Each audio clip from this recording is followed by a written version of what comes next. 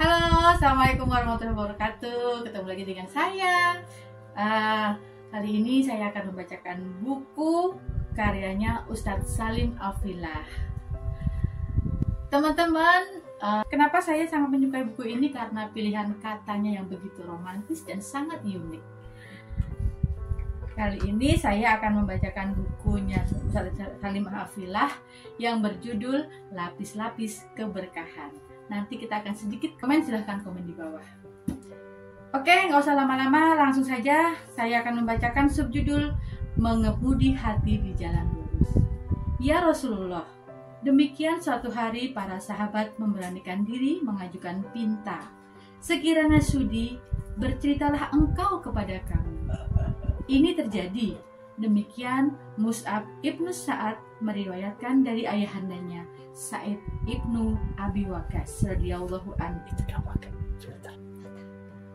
Setelah Al-Quran turun, beberapa waktu lamanya dan Nabi pun membacakan kesemuanya kepada para sahabat. Inilah kitab yang seandainya diturunkan kepada gunung, niscaya gunung itu pecah berantakan karena rasa takutnya kepada Allah. Maka pasti saja hati para sahabat itu sekokoh apapun merasakan berat tak terperi terhadap kalamnya.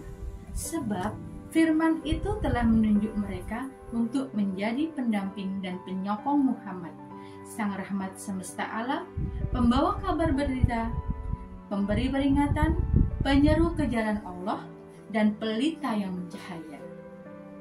Sebab wahyu itu menunjuk mereka untuk menjadi insan-insan pertama, umat terbaik yang ditampilkan pada manusia, menyuruh pada yang patut, mencegah dari yang lacut, meyakini Allah dan mengingkari tagut. Mereka merasakan sesak dan sempit sehingga memerlukan penghiburan dari kisah-kisah ringan. Ya Rasulullah, ujar mereka sebagaimana disampaikan Ibnu Abbas, dituliskan Imam At-Tabari dalam tafsirnya, berceritalah kepada kami. Lalu turunlah surah Yusuf. Deras bagai hujan mencurahi gersang dalam dada. Kami menceritakan kepadamu kisah yang paling baik dengan mewahyukan Al-Quran ini kepadamu. Demikian tulis Quran surat Yusuf ayat 3. Inilah kisah terbaik. Ialah kisah cinta. Ialah kisah tentang seorang bernasab mulia, Yusuf ibnu Yakub, Ishak ibnu Ibrahim, juga berparas terindah dan berakhlak jelita. Yusuf yang digelari Al-Khair, si baik, pembawa kebaikan. Sayang sekali, ketika menyebut nama Yusuf yang tercetak di benak kita hanya soal ketampanan wajahnya. Kita lupa bahwa dalam karunia ketampanan itu terkandung kasih ayahanda, dengki saudara, pembuangan ke sumur, pertolongan kafilah, dijual jadi sahaya, goda majikan jelita, fitnah dari salah, dijadikan bahan balas dendam, hingga para wanita mengiris jarinya, memilih masuk penjara daripada membuat nista, berdakwah di dalamnya, dilupakan kawan, diangkat menjadi pejabat tinggi, sibuk mengurus negara, berjumpa dan menahan diri terhadap saudara, membuat muslihat, berjumpa demi berjumpa orang tua, serta menahan diri dari mengungkit luka ketika mimpi masa kecilnya terbukti nyata. Kisah terbaik adalah kisah yang berliku-liku. Cerita terbaik adalah hidup yang bermakna. Teman-teman, ini ternyata adalah kisah dari Nabi Yusuf alaihissalam, di mana Nabi Yusuf ini adalah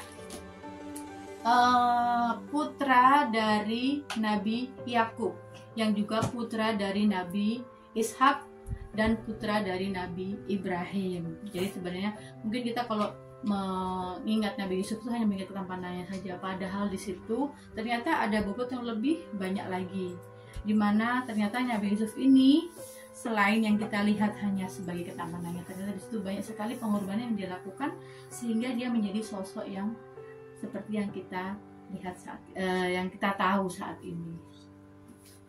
Ihdinas siratal mustaqim. Kita lanjut ya. Tunjukkanlah kami jalan yang lurus. Tidak sah sholat kita tanpa membaca surah Al-Fatihah di tiap rakaatnya. Dan dalam senarai 7 ayat terdahsyat ini, usai kita memuji Allah, memuliakan dan mengagungkannya, dengan tunduk kita menadah karunia-Nya.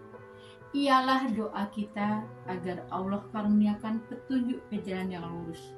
Kita membacanya setiap hari sekurangnya 17 kali, sebab ialah doa terpenting, permohonan terpokok, dan pintu paling utama.